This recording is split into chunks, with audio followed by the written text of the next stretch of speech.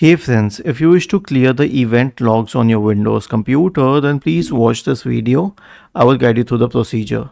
So search for Event Viewer in the Windows search bar and open the Event Viewer application.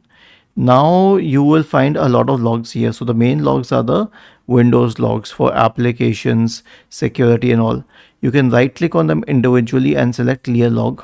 Okay, just say clear, or if you wish to save and clear, then that's a different thing.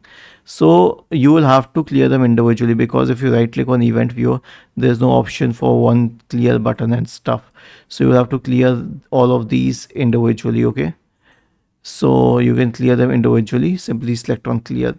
Now this is one case, but I'll tell you the Windows logs are the main ones. If you clear them, most of your Windows event history will be gone. So this is the main thing that you need to clear. Otherwise you can clear up everything that you want to. Was this helpful? If yes, then please subscribe to the channel, and if not, then let us know in the comment section of the video on how we could help you further. Thank you for watching this video and have a nice day.